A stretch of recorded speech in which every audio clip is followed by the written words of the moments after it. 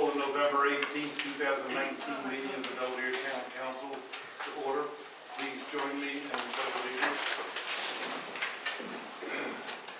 I pledge allegiance to the flag of the United States of America and to the republic for which it stands, one nation, under God, indivisible, with liberty and justice for all.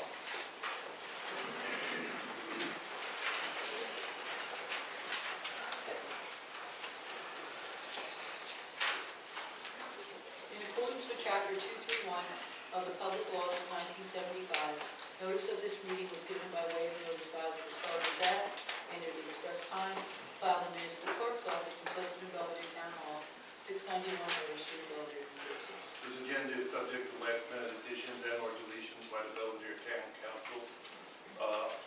I will let everybody know that the ordinance in reference to the tenant landlord registration is being tabled and will not be discussed tonight. Just to give you guys a little quick information on the reason it's being tabled.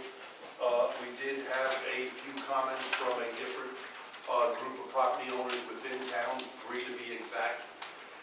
One did it through one of the two. They brought up some interesting points I thought was very worthwhile taking a look at.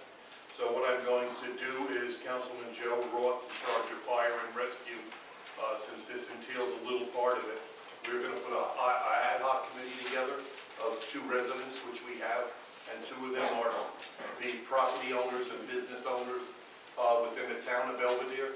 So 2 of those residents will join the team of Councilman Roth and our building code official, Joe Rossi. When that all gets set up, we will announce and make sure it's on the website so everybody knows what's going on so they can participate. I know there's a couple people that came here for that, but they did bring some very good discussion together, especially when you figure the fact that the state, DCA in Trenton already does inspection, and there's no reason to be causing double work, double expenses, and whatnot. So we'll bring you up to date when that happens. Under new business, we're going to be adding FEMA. Yes. Do you have anything? I just wanted, Mayor, just to touch base on tabling the rental registration. I just want to keep Teresa's record straight too. She's looking at it. So we introduced, we undertook the expense of advertising, so we're now at the second reading. So it sounds like this ad hoc committee, we're not quite sure how long they may take to look at it, and I'm fine with that. But if we really only have 1 meeting left this year potentially, so we either have to reintroduce in January probably. So I would suggest. And that's what we're going Okay, to do. so with that, I want to just make a formal motion to withdraw the ordinance at this time. Does that make sense? That's fine. That clears up Teresa's records, and then when the committee meets, then we'll do it next year. The cost. Because we can't carry an ordinance just for the public's benefit. You can't have a first reading Right, 1 year, right, second. Right. Just so you know, the cost association with the first advertisement is $12. It's not big. So we're not talking about anything significant. So let's make sure we get the ordinance done properly in the right way the first time. That's why we're delaying it. So I'll entertain a motion and a second to withdraw that ordinance. Second. Questions or comments? All in favor? Aye. Any opposed? Any abstentions? Thank you very much. Also, we are going to have a few appointments tonight presented to us by Joe Roth, and we'll do that at the time we get to appointments. Does council have anything else at this time? Roll call, please. Peter Kennedy. Here. Councilman McAtoor. Here. Councilwoman Myers. Here. Councilwoman Napolitani. Here. Councilman Roth. Here. Councilman Turco. Here. Councilman Zagorowski. Here. I'll entertain a motion and a second to adopt minutes of October 14, 2019. Motion. Second. Questions, comments, or corrections? All in favor? Aye. Any opposed? Any abstentions? Okay, we're going to move into a brief executive session. I've asked the individual, I'm giving you 10 minutes. All right, because we have a lot of public that came out, so do your due diligence. to get it done in 10 minutes. Mr. Blum. I think under the sunshine law, the public has a right to know the general nature of the contracts that We didn't do the motion yet, so let's do a motion to go into executive. Second. Purpose is to discuss the contracts relating to the redevelopment project.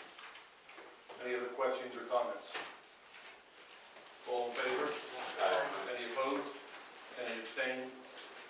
We will keep it brief, folks. Thank you. I'll entertain a motion in a second to enter back into regular session. Motion. Second.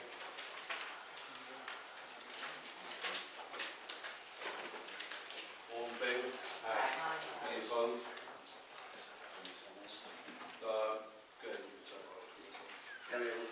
So we went to executive session to discuss with our special counsel, Steve Goen, for the benefit of the public.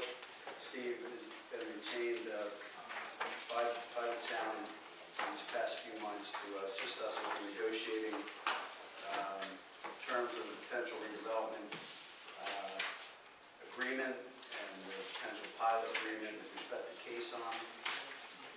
So we went to executive session to hear from our attorney with respect to the results of his negotiations and to review the long-term tax exemption application that Caisson has made and the proposed financial agreement. So with that in mind, we're back onto the agenda. I'll entertain a motion for ordinance number O-2019. A motion to open public hearing. O-2019, next 11, adopt redevelopment plan, second reading, public hearing. I'll entertain a motion in a second. Motion. Second. So we have, just for again, for the benefit of us all, there's more than we usually have here. We already introduced and adopted a redevelopment plan that was prepared by our engineer planner, Paul Sturbins. 44, 45-page document, as you guys all know. That was introduced, I think, last spring. Went down statutorily as required to the land use board. They sent it back approving the redevelopment plan with a couple suggested tweaks, and that redevelopment plan was adopted. Subsequently, late in summer, I think it was probably August or September, Caisson, we also designated by resolution at that time, Caisson as the redeveloped, conditional, subject to them entering into financial agreements and redevelopment agreements and so on and so forth, which we've brought Steve into. Subsequently, they wanted to amend the redevelopment plan to a few very minor tweaks, basically related to setbacks and so on and so forth on a few of the types of property. That was introduced at first reading by us, I think, in September or maybe October. Went down to the landing board for their statutory review. They blessed it, and that's where we are. So now we have the public hearing. If anybody has any questions or concerns about the redevelopment plan, and then we can close the public hearing after that. So, any questions from the public? Yes, not. I'm expecting. I'll entertain a motion to close public hearing and adopt. Motion. Second.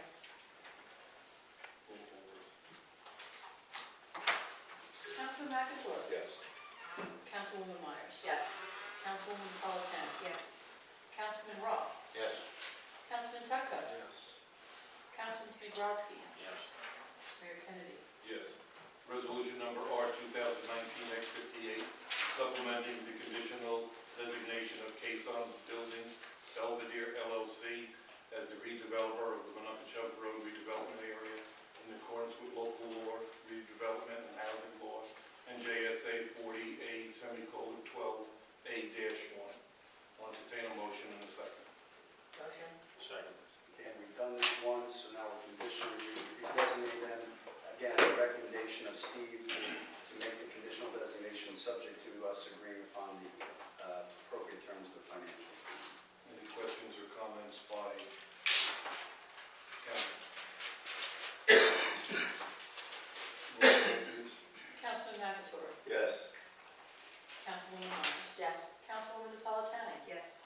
Roth. Yes.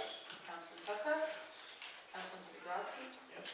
Mayor Kennedy. Yes, resolution number R 2019-X59, approving the application for a long-term tax exemption for Quezon Belvedere LLC and submitting same to the town council for review of the proposal financial agreement pursuant to the long-term tax exemption law NJSA 48:20-1. I'll entertain a motion in a second. Motion. Second. Again, just to reiterate, and Steve, feel free to chime in if you need to, if you feel I get it wrong.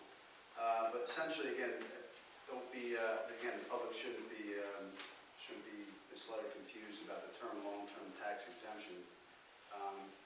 This project, when you designate a property for redevelopment and you find a developer and you do a plan, we've done all that. As an option, which in this case I believe is going to be a very, very good option for this town, rather than that project as it's built out, they're paying traditional property taxes, we're negotiating a 30-year exemption from property tax, but they're going to pay fees in lieu of those taxes, which are going to be very substantial, and much more of that money will stay in your town as opposed to a traditional tax bill, which, of course, as you guys know, we have to send substantial parts of that to the county, for their part, to the school, et cetera, et cetera. So they submitted a very lengthy statutory application, and that's what which is, again, has been reviewed by our council, been reviewed by this mayor and council and the executive, and now we're taking action to approve the application, and that's where we're at. Any questions or comments by council? Roll call, please. Councilman McAtoy. Yes. Councilwoman Myers. Yes. Councilman Napolitano. Yes. Councilman Roth. Yes. Councilman Tucker. Yes. Councilman Spigrodsky. Yes. Mayor Kennedy. Yes. Ordinance number 2019-X17, authorizing mayor to execute a financial agreement by and between the town of Belvedere and Belvedere Urban Renewal LLC pursuant to NJSA 48:20-1 for property located at Lot 2, Lot 8. Introduction. I'll entertain a motion in a second. Motion. Second. Okay, and again, Steve, feel free to jump in if you need to elaborate, I think we should. But again, essentially what we're doing here, now that we've done the resolution accepting basically the filing of the application for the long-term tax exemption, the terms of that agreement basically become a contract, which is why we, again, part of why we went to the executive session to discuss the terms of the potential contract. That's going to be your financial agreement. Again, that's a public record at this point. This ordinance that we're introducing tonight will authorize the execution of the financial agreement in the appropriate form. This mayor and council will review and finally approve that.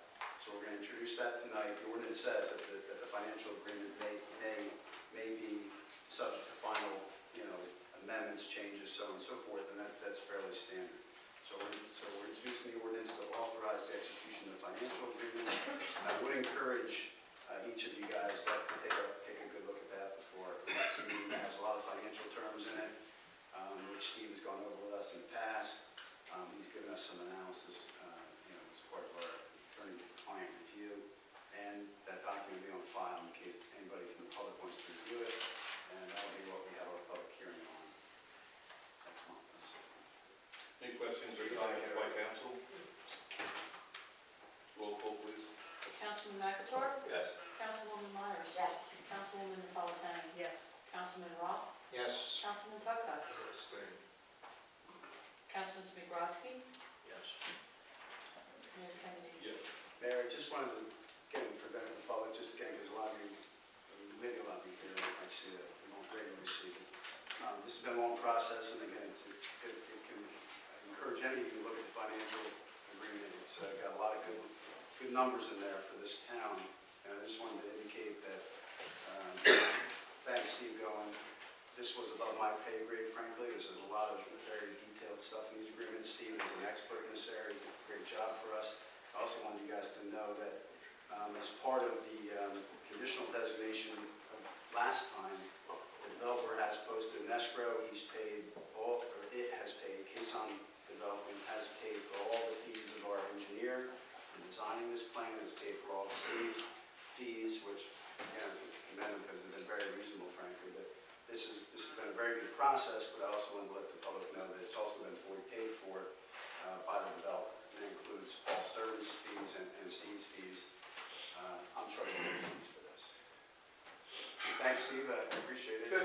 And Thank you, Steve. We'll see you on the Thank 16th. you. We'll be back on 16. Right, and I also do want to add, I do want to commend the Belvedere Town Council in the last year for handling and addressing this.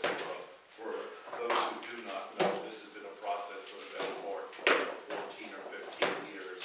And last year, we brought it into the hands of council. And, our liaisons in charge of this council has done a remarkable job.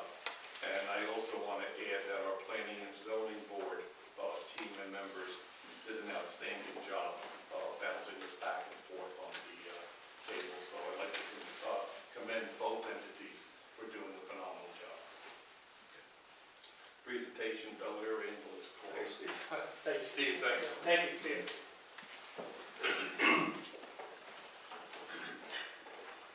Mr. Mayor, Council, good evening. Good evening. I'm here speaking for the ambulance corps, and I'll also be speaking for the Belvedere Emergency Medical Services President. Start off with the ambulance corps, which is volunteer side. For those who don't know, I'm Tracy Marsh, I'm president of the Belvedere Ambulance Corps. Basically, just a little bit of information on what's going on and what we're up to at this point. The biggest news is within the last month, we have placed an order for a deposit on a new ambulance. That ambulance price tag is coming in at just under $250,000. Not here to ask for money. Just to make you aware that it's been ordered and we expect delivery of it sometime late summer, early fall next year. We've also had to do a number of things with our buildings. Some of you may or may have not noticed. We had some issues with the front aprons and the front parking lot being graded wrong and broken and making it impossible to get ambulances in and out of the building, so we had to do some work up there for those of you who saw that. Happy to announce that we do have 5 new EMTs going into classes, next class coming up. That's a welcome thing. We've also been working for the last few months on revising our SOPs and our bylaws to take away as much restriction as we can in terms of getting new help and maintaining help. There's a lot to it because of, some of it's from tradition, I'm not going to lie, but a lot of it has to do with we have to comply with rules and laws, health department regulations, and so on. So we have to be very careful what we cut and don't ask for out of people because we can get in trouble. But we are working on that. Other than that, it's pretty much business as usual on the volunteer side, unless anybody has any questions. How many active folks do you have now? Active, 28, Tyler? 28? Yeah, between 28 and, I think the last count was 28, around there. That's people that are actively helping. We probably have 34 or 35 on the roster. So. Okay, from Belvedere Emergency Medical Services, Tyler is the president, but he was tied up on a family matter and I prepared for it and he didn't have time to do so. Here we are. Just to bring you up to date on what's happening on the Belvedere Emergency Medical Services, which is the paid service, the stat side, if you will. Everything from our end, BEMS, is done. All of our documents are done, all of our paperwork is filed. It's all in the hands of the state at this moment. We had a number of meetings with the state over the last 60 or 90 days. It turns out that the individual who we were initially assigned to was ill-prepared for the job and caused us to submit some erroneous paperwork, which has been corrected. So the paperwork is finally in place where it needs to be. We're simply waiting for their approval or their requirements. Once we get the conditional approval, there'll be inspections of our vehicles, inspections of our facilities. There's some other issues personnel-wise and whatnot, but that's pretty much the issue with that. have all of our office systems in place. The state does require they have a separate and secure office, which we have constructed. And it is equipped, ready to use. We have our payroll, our e-charts, and all of our office services ready, phone, fax, internet, all that stuff we need is ready to go. Uniforms have been purchased in a quantity sufficient to outfit our current volunteers, and I'll explain that in a second, as well as our first round of hires. We have those on hand and ready to issue. Our applications have been completed. Requires a fairly specific application, which had to be approved.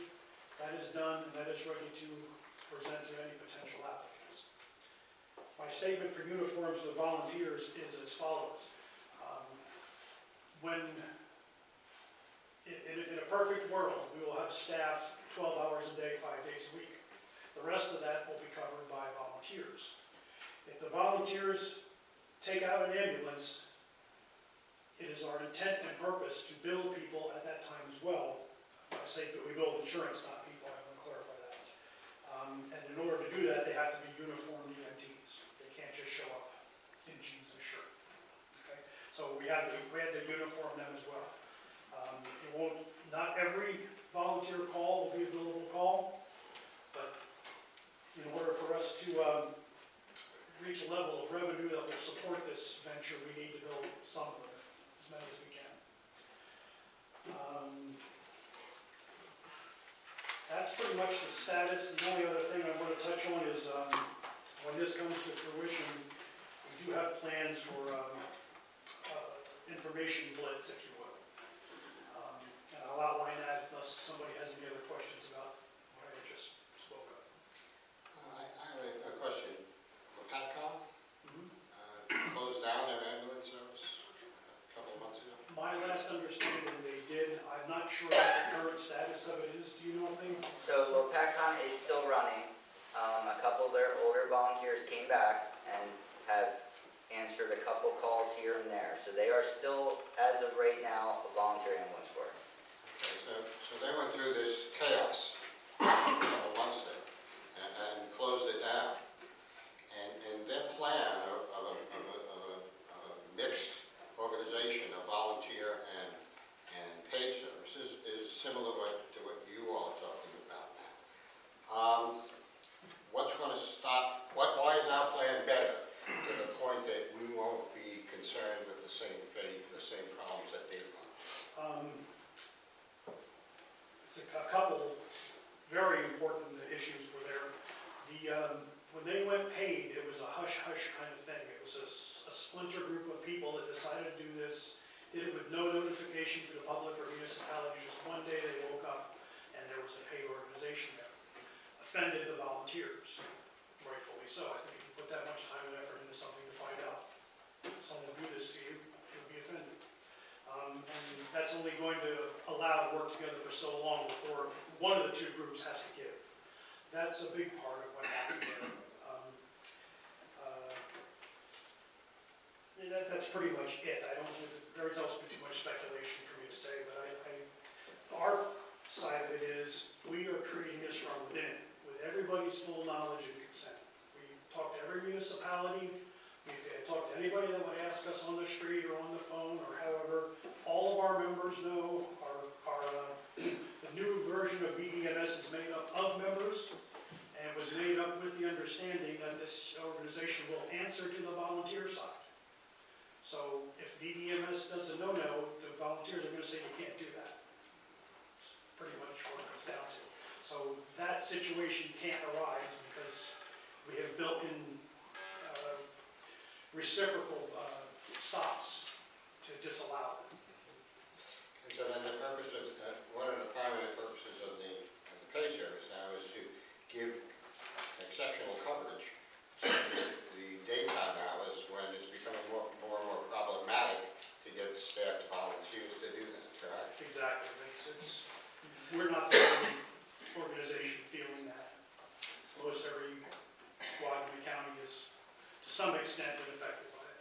And you'll have the paid service during the day, but if they're out on the call, the volunteers are still there as backup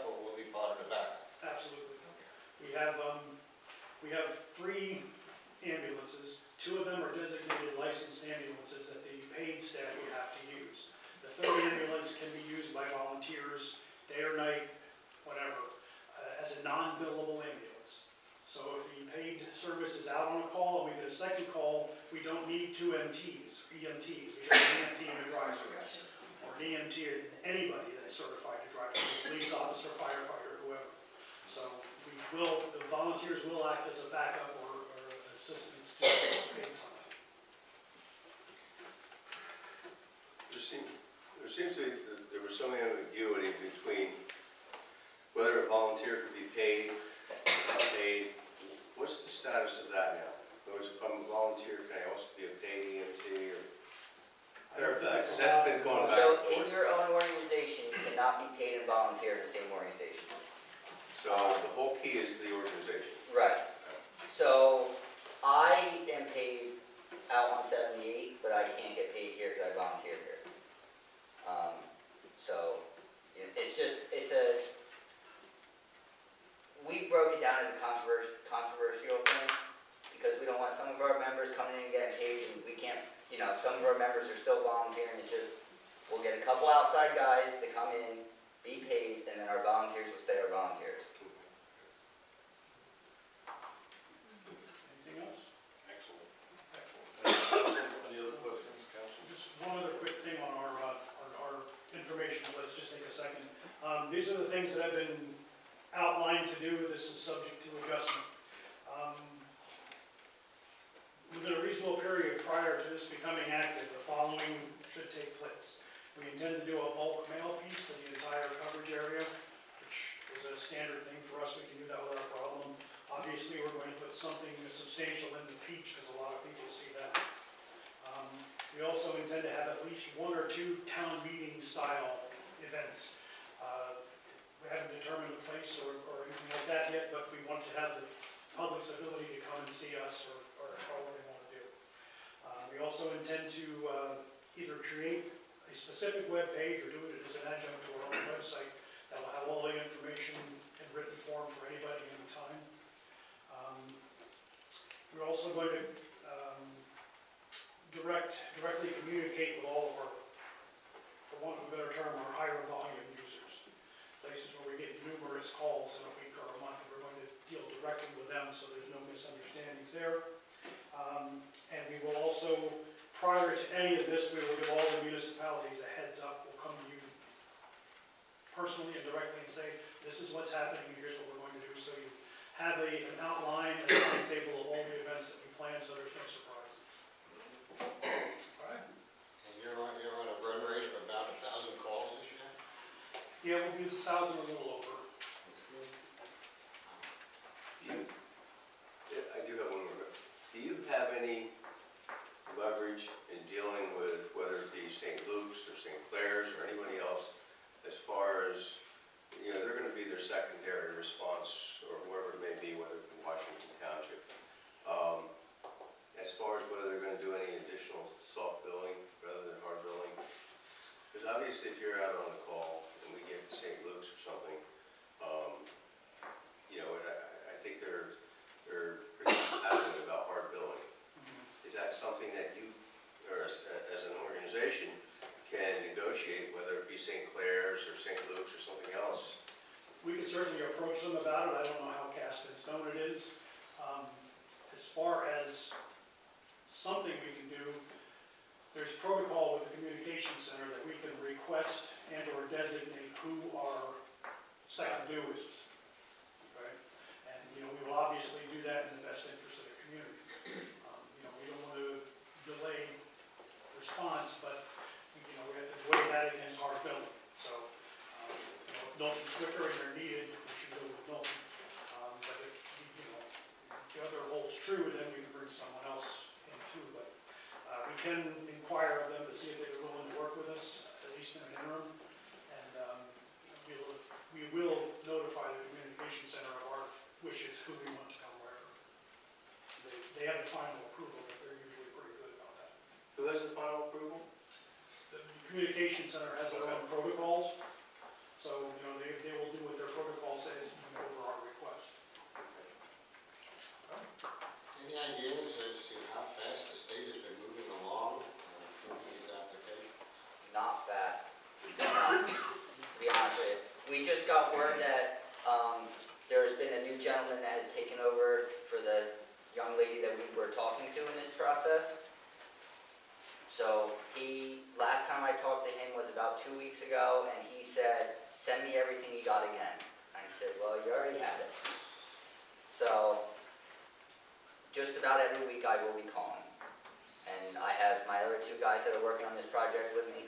I mean, we're trying to do everything we can to help the community, and here we are. So, we're trying, where we are, you know. Okay, and so if this goes several weeks, that's one thing. If this goes several months, that's another thing. I believe you've taken out all the stops to try to get the best coverage you can during this daytime hours. Isn't that right? Isn't that correct? Yeah, absolutely. But you're straining. You're straining. Yeah, it's- And is there an alternative we should be considering if this is going to go on for 6, 8, 10, 12 more months? To get the proper coverage, which we have to try to do for our township. I don't know what the alternative is, other I than, think we just, need to. because we already have a standing order for mutual aid. If, under very minimal conditions for response, if our response goes past our first call out, they automatically go to mutual aid, and that steps it up. It's really about the only thing that we can do, unless we fall to someone on a temporary basis that's going to hard bill. Yeah. Okay, thank you. Thank you very much, guys. Thank you. Lenny talked about facilities. I do want to. You want to do it during a committee report? Whatever you'd like. Let's do a committee report so we can get the public Good. involved here a little bit. Next on the agenda is public comment. Public comment, agenda items only. Please feel free to go to the podium, state your name.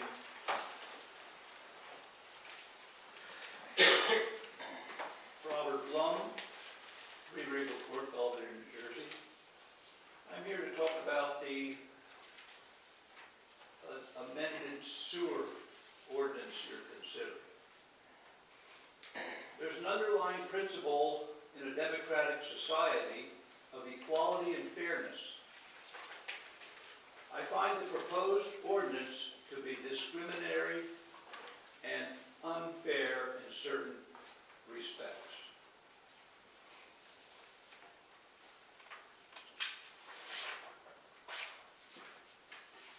When people go to the grocery store, they pick up their items. There's a defined cost on each article that they pick up. They go to the cashier, cashier totals them up, and the exchange is based on finite data. The cashier doesn't say, oh, you were in item 1, 7, and 9, therefore your bill is $300. Real estate taxes are based upon assessments, another finite criteria. Electric bills are based upon meter readings, a finite criteria. Income taxes are defined by a subtraction of expenses from income, finite. The proposed ordinance is not finite in any way. Your existing ordinance regarding commercial property says, in the event that the commercial building is metered for water consumption and/or sewerage flow, the annual charge shall be based on the actual water gallonage used and/or sewer flow produced, and for each 62,000 gallons consumed or produced, a charge will be leveled at the rate of 1 EDU. That's wrong. The ordinance was amended, and that was removed a year ago. So you got to go back and look at the last amendment. I pulled this off the current website. I don't know where you got it from, but I just told you where I got it from. you got the wrong one. That's all I can tell you. That's not in the ordinance anymore. There's no water billing in the ordinance. Well, I'd like to see that updated. I don't want to come here and look like a fool. You'll have to go do a better job looking on the website. I don't know, or It's not on the website. Stop contradicting me, please. it's on there, I'm sure. Your wife came in and asked for 2 copies of ordinances. She didn't ask me for that one. If she had, I would have provided it, but she didn't ask for I that. am on the website. Okay, well, the Pull this website off. can have No, mistakes on it. It's a website. It has mistakes on it. If she had opened it, I would have given her the proper document. I mean, I'm just saying, It there's. doesn't matter, she's not involved. I went and got this off. Please don't argue with me. I know what I'm I'm not talking. arguing, I have a point to make. And the point I'm making is that it wasn't on the website. Okay, so what's the purpose of this ordinance change? Changing the fee schedule, we're gonna have a public hearing on this. We're not discussing, you can make your comment, we're not discussing this. This ordinance is on for second reading, public hearing. That's when it's gonna be discussed. We're not having a dialogue with you. This is public comment. This isn't public dialogue with the council. That's public hearing. Well, You can wait for that if you'd like. are there any commercial buildings being charged based upon? I just said we're not having a dialogue with you here. This is public comment, I'll not leave public that. dialogue. I'll leave that. Thank you. Do we have any other, Mr. Ritter, sir?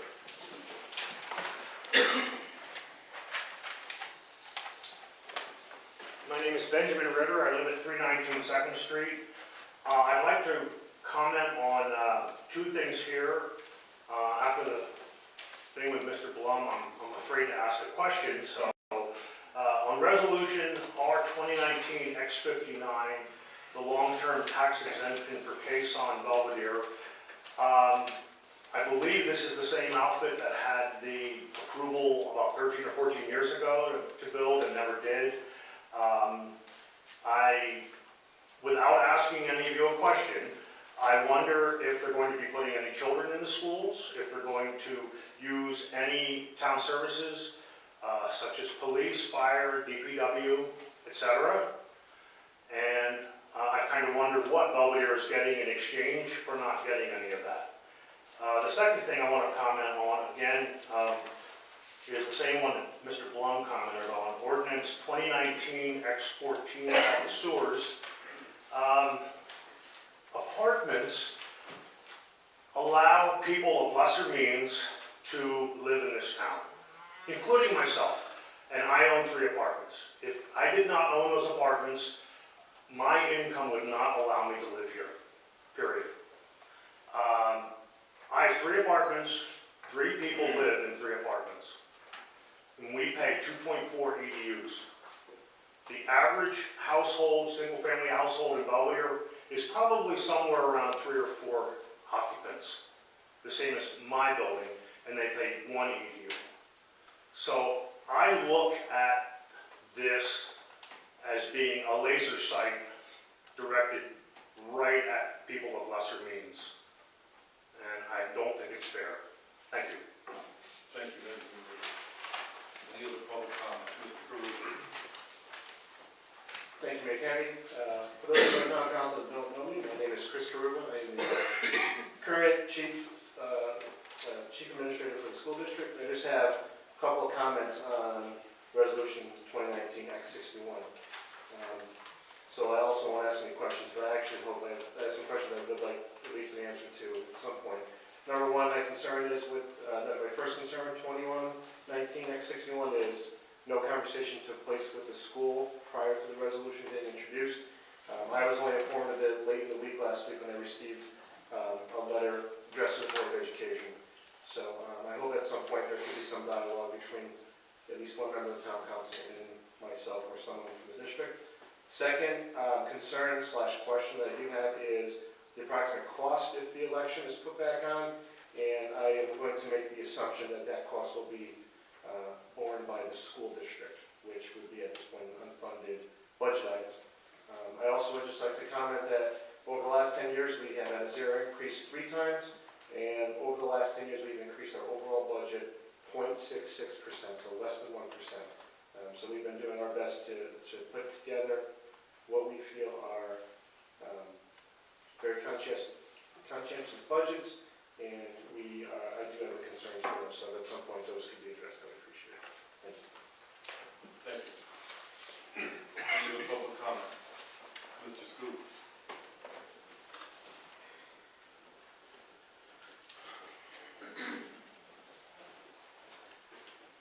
I'm Larry Scoop from Scoopy's Deli. I don't know if this is too late, but we're repaving Water Street.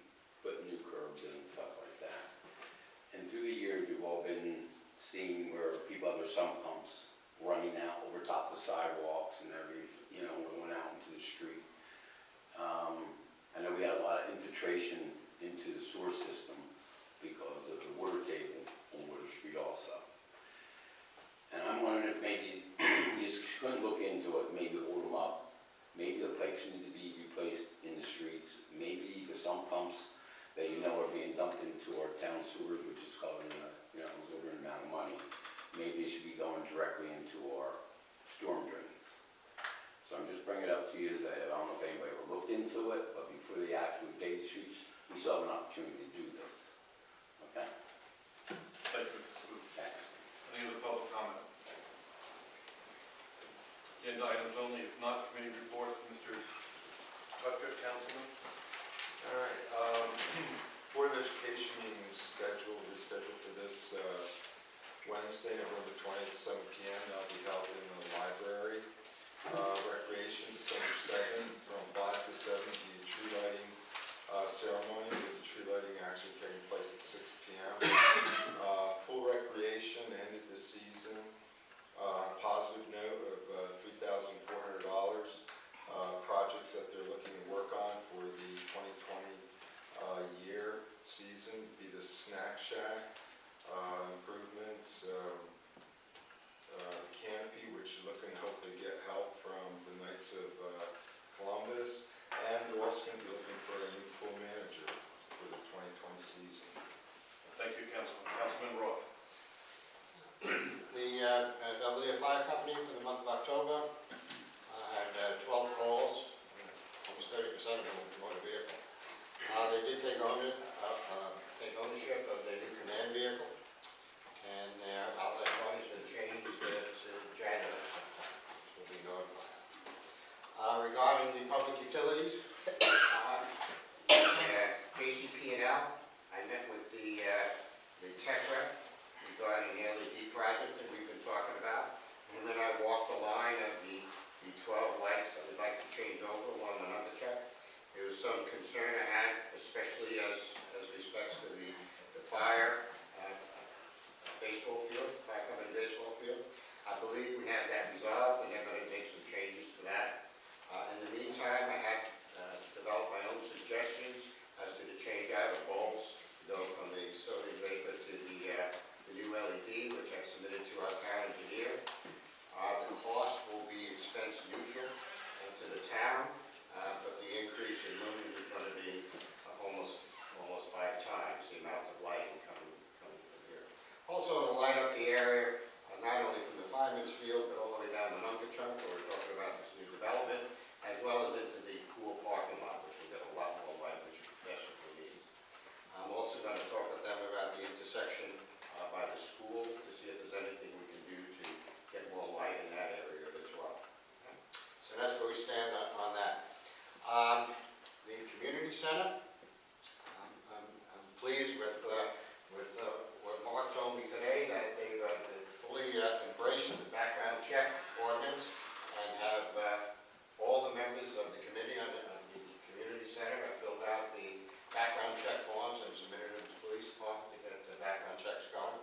And thank you for that. We do appreciate that. Also, when we come to appointments, we do have a new member we want to add to that committee, which I'll get to later on. Let's see. As far as the ambulance squad goes, you heard from Tracy. Thank you very much for it.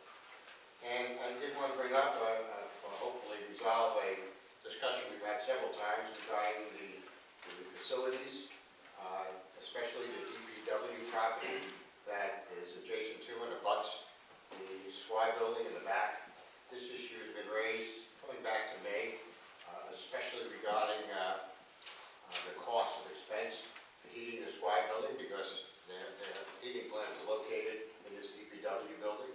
The DPW building is rather derelict at this point, and a suggestion was made that we come up with a way of turning it over to the SWI and making maybe a useful property out of it. Over the course of the past several months, we've had discussions at council as well as with the squad, and I believe we're ready to do that, just that. And what I'd like to do is recommend that the building that abuts to their building be leased to the squad as is, and the lease would be for a term of 10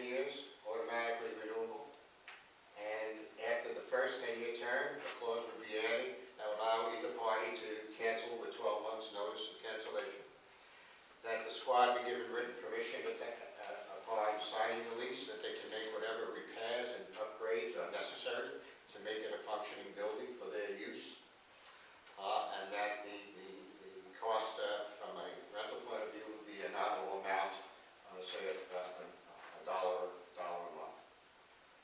Excuse me, $1 a year. I'll take $1 a month.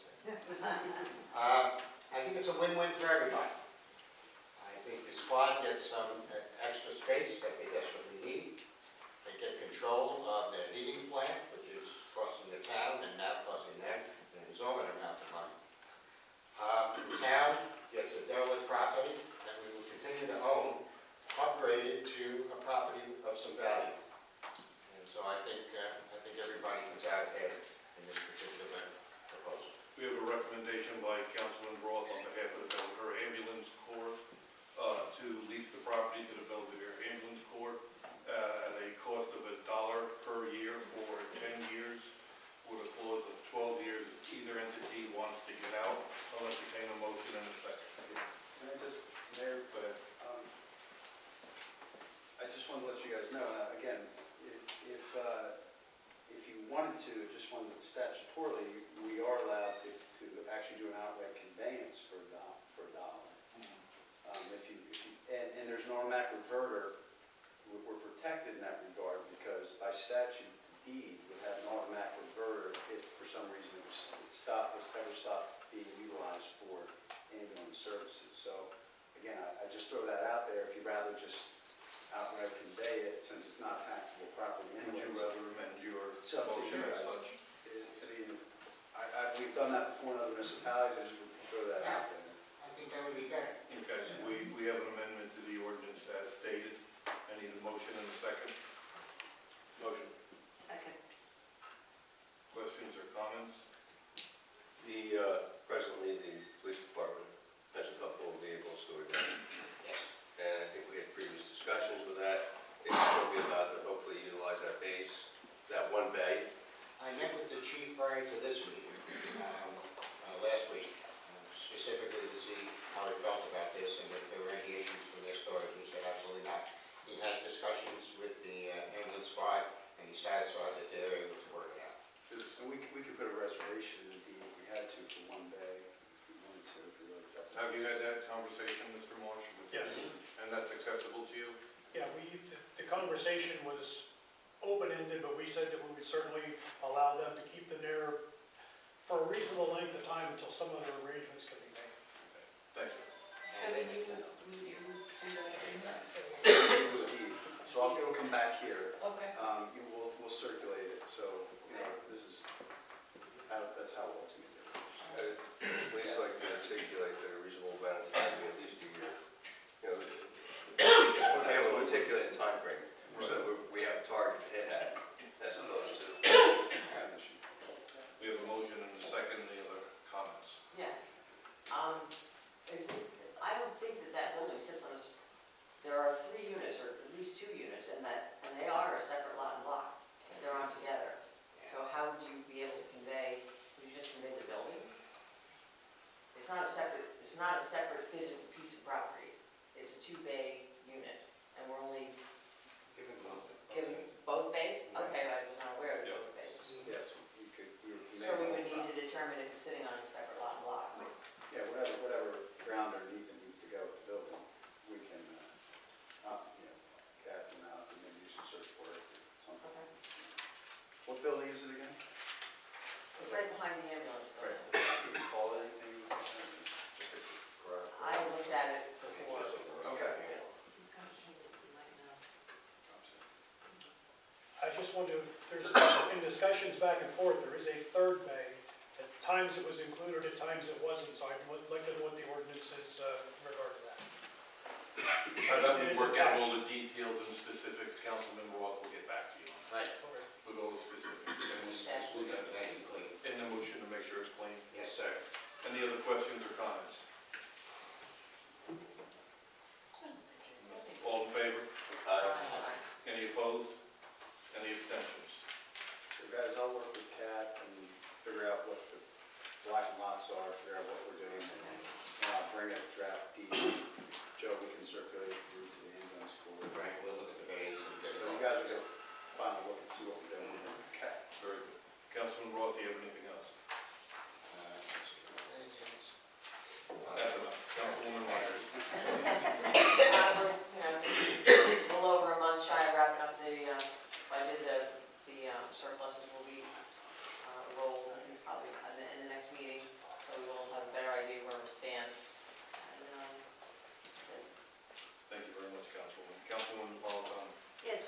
Shade Tree met, and on Wednesday, November the 27th, 9 homes will have their leaves raked. All the locations will include the front and the rear yards. The silver maple tree that's been in question behind the 3rd Street School that's been deemed okay, and it is on the list for pruning. During our meeting, we had the mayor attend, Calvin Thompson of the Environmental Commission attended, and so did Jason Stout of DPW. Shade Tree has come up with a really great idea. They would like to explore having a town nursery. The goal would be we can replace our trees as they are taken down. While this is truly in the planning stages, they have plenty of great ideas that they're exploring. And they do want to be able to partner possibly with the Environmental Commission, the DPW, the community center, and the school. And that'll do it for me. Thank you very much, Councilman. Councilman McDory. Yeah, I don't know if I have a police report. The only thing the chief had conveyed is we presently have all those cones between the quarry and Franklin for the supposed walking path. His concern is that, are we going to be able to get that painted before the snow flies? And the idea would be those cones are not going to be there very much longer if we start plowing snow. So I don't know what the timetable is for that. I think we're addressing that further down. Yeah. The only other thing I have is the truck traffic over the bridge, and we'll discuss that a little bit later also. Thank you very much, Councilman. Councilman McRoxy. The salt bin's filled, the road paving's complete, and we're finishing up the leaves. The leaves got a little delayed because of traffic control and working with the paving contractors that were doing the streets. So all the leaves will get picked up like they always do. Any other road projects in the near future that we're finishing up or doing? Odds and ends. Odds and ends. Thank you very much, Councilman. Correspondence? Nothing? No, actually, I took it out, Mayor, because I didn't have anything, Okay. didn't fit on my paper. I have no previous business. Under new business, Council, will you touch bases quickly on the FEMA update, please? Yeah, well, I think the update is we need to actually probably get an update from our consultant, Susan Mazzucchelli, probably get her back here. So we have 2 invoices, and I think they're on the bill list. Kathy, maybe we'll discuss that when we get the bills. But we approved $1,500 of billing, I think at whatever it was, $20 an hour or something, whatever the rate was. We have a professional services agreement. She's been very helpful in kind of giving us a kind of a broad picture as to where we're at. And she had a meeting with, we got 17 residents attended. I think the mayor was there, Walt was there, to kind of go over elevation potential for a new round of grants. We're always generally aware that these grants, as I understand it, basically come out annually. But to get in for the next annual round of grants for 2020, the application deadline was pretty tight. And I think it was like November 29. So, but again, once again, you guys as a mayor and council were kind of in the dark about what the county was doing last time. And I'm not really sure what exactly we're talking about doing here. I think what Susan our consultant is talking about is making a grant application on behalf of the town for elevating what appears to be four residents who are willing to go along with it. But we would be well ahead of what we budgeted for this year. She's already done, I guess, a fair amount of work with these applicants, but her charge is $1,200 per applicant for this grant application. So I think her totals are somewhere around $6,300 if we're going to try to get this done and get this application in by November 29. Honestly, I just don't see that happening because I don't think you guys know what we're approving there. And I don't even know, frankly. We're right back at the same. Right, and I don't want to be back. And so I think we advertised, we encouraged a lot of residents down there to come out. I think there is a lot of interest, but there's a lot of things I think we need to work through. She's suggesting possibly doing some bonding, which I know can be a dirty word, but she had a common sense rationale for that. Basically, elevation grants are reimbursement grants. So, some of these elevations are going to be quite expensive. You could have a resident that needs to do, let's say, a $200,000 renovation. Well, A, that's only going to be 80% reimbursable, and B, they're going to have to go out of pocket for that. And so as the job is going along, here's a $20,000 bill. Well, they have to write that check and then wait for FEMA to reimburse it. What Susan has indicated to me, and again, I'm going to follow up and get some samples of this stuff for you guys, but some of the other municipalities that she worked with, the Quantic she mentioned specifically, what they've done to try to mitigate the financial burden, if you will, for an elevated resident under a grant, they'll do a bond, and as the bills come due, the municipality will advance money for that payment. And when the FEMA reimbursement comes in, it goes back to the municipality. It's an interesting concept. It's basically just kind of making it a little more cash flow friendly, if you will, for applicants. And that may be an important aspect for many people. Might be why we only got 4 people interested in applying to start with, I don't know. But the long and the short of it is we definitely know we don't want to pursue any further acquisitions, because acquisitions means tear. We approved the second one reluctantly, as you recall. We're not going down that road again. So I think for me, whether it's this year or early next year, I think we have to kind of sit down with Susan and as part of our budgeting next year and say, okay, wait, exactly what are we going to do here? What do you guys want to do as a council?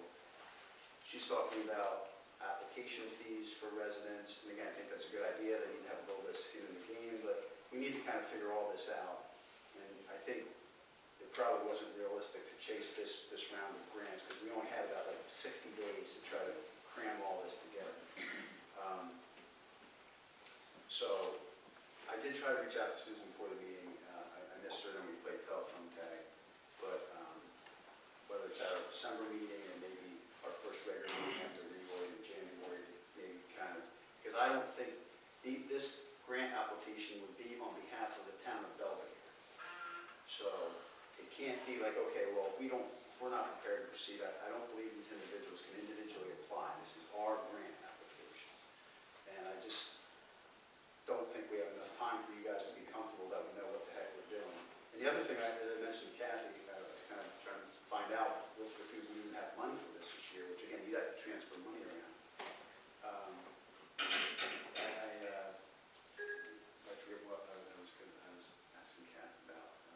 Lost my train of thought there for a second. But in any event, you guys need more information, and that's what I'll tell Susan, and we'll take care of the bill for this year. We can talk about the couple of questions Kathy had about the bill, and try to work with residents next year. Oh, that's the other thing. That was the thing I was telling Kathy. I want to make sure that our current plan is amended, if necessary, to remove the acquisition element from it, because right now I think the one sitting down there at the county still has it in there. So that's where we're on there. And Very good. Long story short, we're not taking any action on financial decisions at this time any further until we have more clarification as to what's going on. Resolution number R 2019-60, support White Township re-examination of its master plan. Entertain a motion and a second. Motion. Second. Any questions or comments? it's just a sense of the council resolution. We've had many residents. Many and residents, this yeah. year, and just kind of supporting White Township, and taking a look at their master plan as they're already doing. And we kind of asked to take a stand and Support them. give us some support, and that's kind of the resolution. Exactly.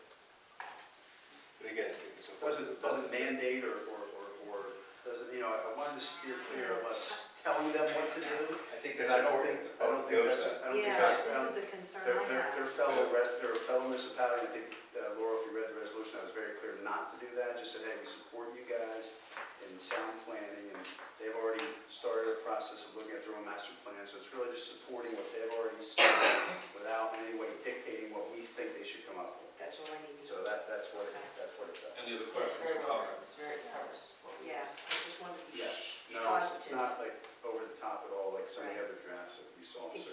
favor? Exactly. Aye. Aye. Aye. You, any noes? Abstentions? Okay, motion carried. Resolution number R, 2019-X61, reestablish Lakeville School election. I'll entertain a motion and a second. Motion? Second. Questions or comments? We discussed this at the last meeting, and the sample resolution that Kevin had drafted was sent to the school board at that time. It was initiated, kind of a casual question with the town clerk, or the county clerk, on how you go about it. And part of it was because in many of the meetings we've had, whether it be about the warehouses or, and the taxes always come up. The taxes are high in Belvedere, and over 50% of the taxes are the school district. And as the population changes, there seems to be a larger interest in having a say in how our budgets are drafted. And that's what brought that to this discussion. So basically, guys, what this would do, what the effect would be, right? This current school elections are part of the November general election that we just had, school board elections. If the election stays there, number one, by the way, that election I know is at no cost, in response to your question. That one I know, that's not our cost, it's not the school's cost. The county clerk's office picks up the cost for that. They send out the sample ballots and so on and so forth. If your election is by statute, when the election moved to November, there was no longer voter approval of school budgets. But there's also a provision in the statute, you had to wait for at least, I think it was a minimum of 4 years doing it that way. We're beyond that time frame. So at this point, this mayor and council could decide by this resolution to move the school board election back to a standalone school election in April. I believe they're usually second, I think they're the third Tuesday in April every year. By statute, it's the third. Yeah. So I don't know who pays for that, to be honest with you. I don't know whether that's the county or whether that's the school or whether that's us. I don't know the answer to that. But honestly, I would check that, but I didn't know that question was going to pop up. So I don't know the answer to that. But I do know that if you move the election back to April, then as Kathy said, that gives the voters then the right to vote on the school budget. That's kind of the old format then, that if they turn down the school budget, the school board would have to come here and negotiate with us, and we'd take a look, and then sometimes if you don't agree, it goes down to the commissioner on the Board of Education, but we don't do any of that now. And so that's what this thing would kind of pull the old process back That's into what we force. used to do. That's what it's about. The only thing, Kat, I think this has to be done at least 90 days before the next election. So right now, you're certainly fine for April. But also, if you wanted to get a little more information about the cost or whatever, you could theoretically do it in December, or if you want to go down and talk to the school board. So just so you know, I know we'd also have enough time to deal with it in December, statutorily wise, if we adopted it, to make it effective for April 2020. So it's up to you guys. Okay, and I just wanted to give my personal opinion to Mr. Karuba on the numbers he threw out there over the last 10 years, with 3 of the 10 years being a 0% increase in school tax, and the balance of the 7 years being approximately 6 point whatever percent you said over the balance of the 7. 0.66. What's that? 0.66. 0.66. I spread that out over 7 years. You're at 1%, perhaps a little bit lower than 1%. I don't think the public is going to have an opinion supporting the school budget if things stay the way they are. I think the public is pretty smart. I think the fact of the matter, giving it back to the public should make them more interested in the school budget, dollars and cents. And as I just said, if the numbers continue to hold true and you look at the average, I don't see the residents necessarily having an issue voting in favor of the school budget unless there's a serious concern. some particular items, not the global school budget, but a few different items. With that, does council have any other questions or comments on that? Are we adopting or are we want to? It's resolution. just- Would council prefer additional information or Or, go ahead? I don't know what's going with that, they make more word, I don't know, that's what I guess you're the administrator? I'm the Superintendent, I mean, I don't want to open up dialogue, because I know that's kind of like, Well, no, we're my concern, like I said, my concern, I understand the purpose of it, was concerned that, really, it was talking about at the last council, I'm not sure why, there was no conversation, should be open dialogue. But secondly, the cost is just a concern in the sense of, what are we looking at? It would be nice to just know that, but that's, When was this information sent to the school board? After the last meeting? Last meeting was on October 28th, Yes. and we're at October 18th. I have a letter dated somewhere in the middle of November. I didn't bring it with me, but I literally got it on my desk last week. Okay. Have you had any school board meetings? We have not, but we Between have on this October Wednesday. 28th and current? We have not. You have not? Okay. Again, you're president, I have no problem, I have absolutely no issue, it's just, I give it I was the asking opportunity. Claire, I I think I want to give it the opportunity to the school board. We discussed it at the last meeting because no one, we hadn't discussed it as a council. And then we sent it on to the school and didn't hear anything further. Would you like to pull your motion? Sure. Would you like to pull your second? Sure. Kathy, please make sure you set up a meeting with, from the financial aspect of it with Mr. Kalula Okay. and have a conversation. Kathy, you want me or you to check with Holly? See, I don't know what the cost is. I can check with Holly. Want to check? Okay. Okay? Thank you. So it's been tabled. Ordinance number O-2019-X13, amend chapter 164. We tabled that. Ordinance number O-2019-X14, amend chapter 130 sewer, second reading, public hearing. I'll entertain a motion in a second to open public Motion. hearing. Second. Public. Mr. Blanc.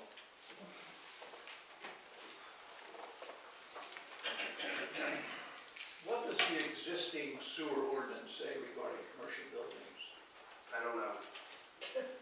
I You'd have to go look at it. I appreciate your honesty.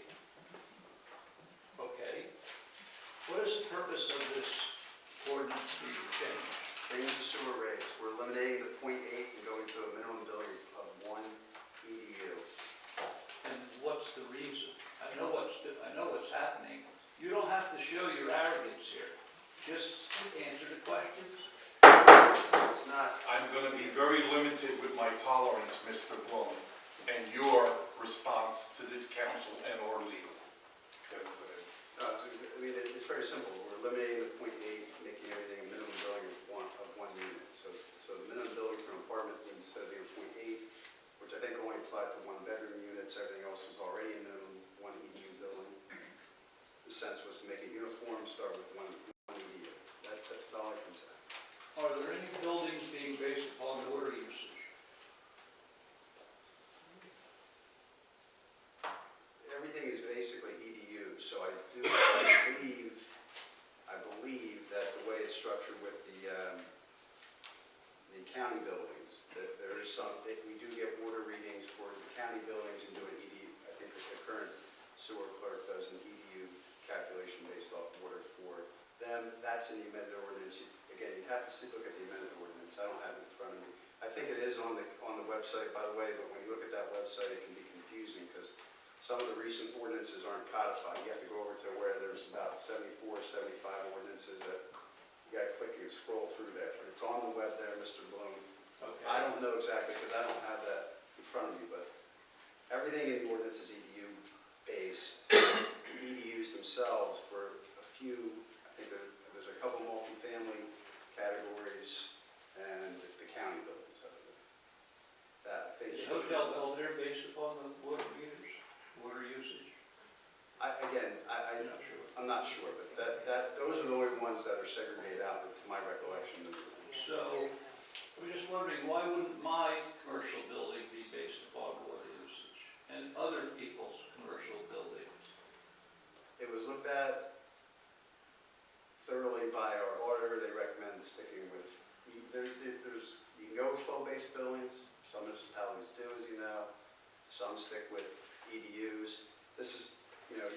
money to the shopping center and checking out with groceries or something isn't entirely accurate, because this is a self-liquidating utility, but we're a pass-through.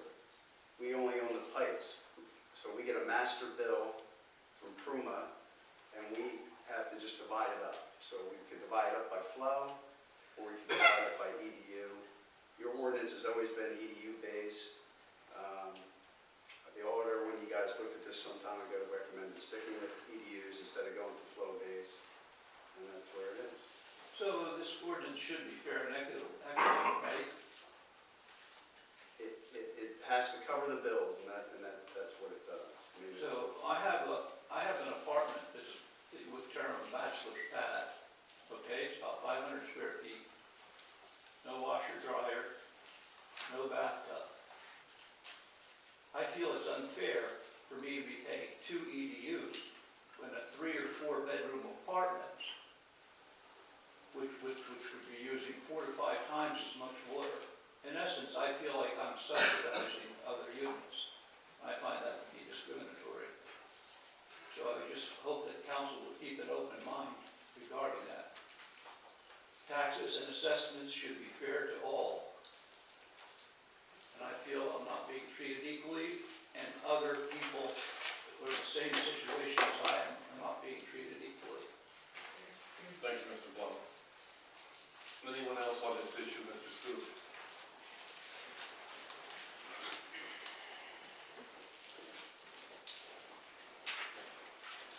Okay, Larry Scoop. Back in around 1981, when our sewer systems went in, Buckhorn Springs, the water company. This is going back, I remember, with Ingrid Scott being the mayor at the time. They were deciding how they could bill people, and they came with the EDU method. We're going into 2020 now. Why aren't we using the meters? Why can't you re-examine? We're in the new generation now. This is such an antique type building system. Give for example my apartments, okay? The EDU is, I think I read somewhere 62,000 gallons a year they basically go off of. The apartments, the average one does about a 1 bedroom, 1 person, which has 1 hour. They do about 15,000 gallons a year. 4 of the apartments will do 60,000 gallons a year, which is still just 1 EDU. I'm going to be charged end up at, when I'm done, 4 EDUs. If it was based off, and it's not only on me, I'm just looking at it's kind of like a little, like Mr. Blum said, this isn't fair. We should be, we're going to 2020 here. Why aren't we using water meters that are right there that we can be using them to base off people's usage? But now if you did that, you would be charged sewer charges for watering your flowers, correct? Well, down in South Carolina, and I'm sure there's other people here maybe too, I've got another property down in South Carolina. I have sprinkler systems down there. People are washing their cars all the time. That's taken into consideration. This is done in communities everywhere, and they take into consideration the watering the yard, which is normal down that area, and they still do it off of the water meters. You know, we got less watering of yards here, less of washing their cars. Down there, they do it all the time, you know. And I don't know why we're steadfast to the thing of just been doing it this way and become comfortable with it. And it's like, we're going to 2020, come on. How about bringing our system up to date? Okay? Thank you. Does anybody, do I get any other comments from the council, we just to kind of think about this? Well, as our attorney said, we did do research, and not everyone in town is on the water system. Not everyone in town is on the sewer system. So it's a mixed bag. There's about 7 properties I know have their own private well, and that would be a simple, other than lumping us on to those 7 properties. Okay, take care of them in a different way. But as I said, we went through a considerable exercise with our auditor, the attorney, with different plans, and at the end of the day, we still have to figure out how to generate X amount of dollars that we get billed by. Either way, you guys But should. it was a very convoluted and expensive way to do it, so. That was part of Larry, as I recall, American Water, whoever your water system is. Yeah, New Jersey Jersey American Water. New Jersey American, that was one of the issues, and as Kath said, I think the charges here in Belvedere aren't really out of line with Oxford or anything. We kind of looked at that. So that even though we're doing it on EDU, I think Oxford, we looked at their ordinance, they do a modified, Yeah. a little bit of water, a little bit of EDU. Same as Alpha. But, yeah, what we were charging people seemed to be in the ballpark, number one. And at the end of the day, as you said, we get a master bill from Kruma, we got to buy it up some way. You're absolutely right. Could we go to flow? Absolutely, you could. Cohacon did it some years ago, where I represent. There was some concern, I think, and again, we could, really, again, this is not a legal thing, but I'm just kind of regurgitating. Common sense. John Mooney said, who was our auditor, we looked at all this stuff, he said, yeah, in any way you bill stuff, there's always certain elements subsidizing others. And candidly, the way most ordinances are structured, as you guys know, commercial ratables do tend to carry a little more of the burden percentage-wise, and that really helps the residential users kind of keep their bills at a reason. And you can bifurcate in that fashion legally. Many ordinances do it. The bottom line is, yes, we could go to flow, but one of the other issues, I think New Jersey American Water wanted a pretty high price tag for the software to do it. It was like another $14,000 or $15,000 a year or something. Again, yes, it could be done, but I think that was part of it. But next year, again, this is not we're just kind of all we're trying to do here on this one, Larry, we're moving a 0.8 to a 1, a 0.2 change. I think the basic reason is to try to keep our sewer clerk, and we might be making some changes. I do know Keep it easy. there is a couple other properties, other than county buildings and stuff like It can that, always be looked at. that they're being metered, okay? And it's absurd Yeah. what they're paying, compared to, like, they're paying a lot less than I'm gonna be paying for a 4-unit, 1-bedroom thing with 4 people living in it. It's like, how did they get on meter? If I ask, can I go on meter? Can I or can't I? If I'm going to pay for whatever New Jersey Water Company wants to do or whatever, can I go on meter? Others do, but what do they do differently? Say like the Belvedere Hotel, how did they get on meter? Or I don't know what it's called now, the Harvest House, how did they get on meter? You know, if they're on meter, why can't I? Something we could certainly look at again, Larry. Could you please, I'm asking you to re-examine it. Our ordinance designates it, yeah. It is specific to hotel in the ordinance. Well, Because they're- ordinances could always be changed too. Well, we are making changes, and I said the old one really was, But you want some, frankly, Mr. some, Blum's. like Mr. Blum, like he said the same thing. There's gotta be some fairness here, and it's a little bit more, this is really out of whack. It's not close, I can see it being close, but, I'm gonna be paying 4 times what I should be paying, okay? Well, maybe next year, if it's up to the mayor and council, we can get Will John you Mooney please here. think about it, and have re-examine it? We No, we can have just John up here. spend another 10, 15,000 like we did last year. What the heck, we got plenty of money, right? Okay, I'm just asking, is there any way Yeah.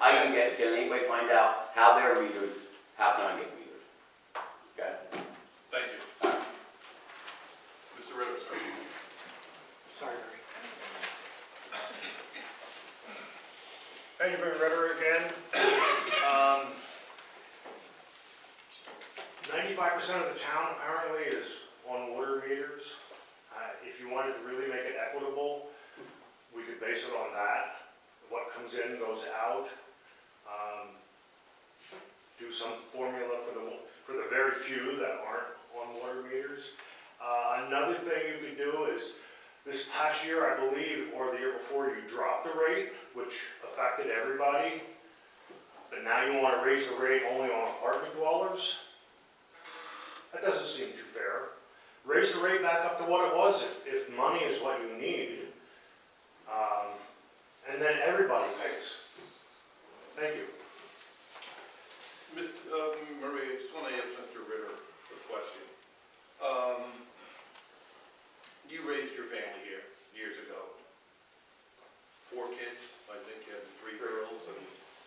Are you speaking to me? Yeah, 2 girls and 2 girls and a boy. Chuck, correct. Understand the concept back then. If you were a family with 3 athletes, your husband and your wife, 5 people in the house, showers 2-3 times a day, okay? And you were paying based on water rate, on a water meter. potential sewer bill based on use of water, okay, could be astronomical. Astronomical. Okay, so those are one of the many different things that we looked at with new young families that are in town that have, you know, a child, 2 child, 3 child, 4. Everybody, you know, as time goes on, you know, we all raise our kids. We all pay an equal share one way or the other. So, you know, imagine if we were just to convert that right now. And trust me, I understand what everybody's saying about the water meter, but I raised my family here and my kids. And I thank God at the time I was raising my kids that the town did the best they can with the sewer rates and kept them equally and fair based on just what you said, the same rate for everybody, you know. I couldn't imagine what my cost would have been if I had to pay for all my kids' showers and everything based on water, you know.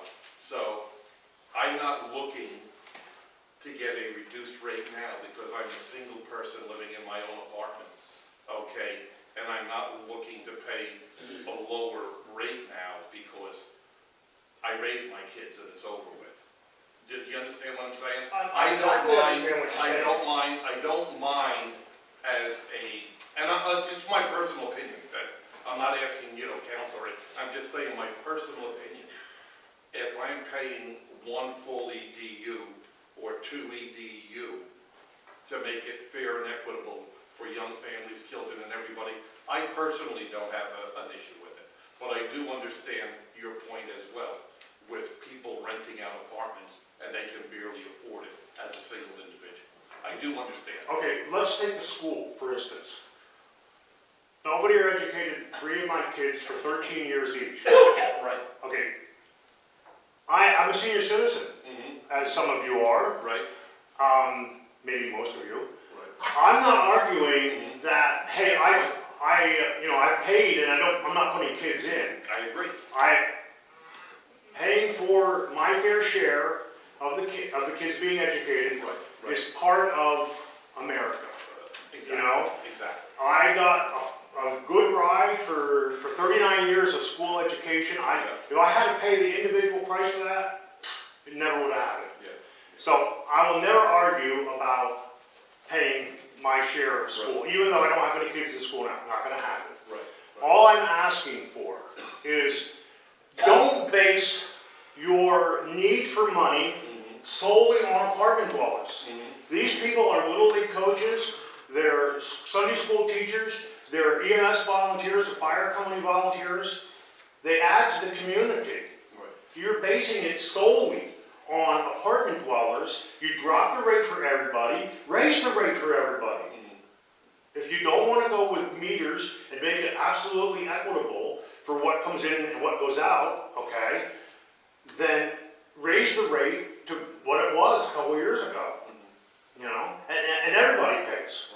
That's all I'm saying. No, listen, I totally understand that, and I appreciate that.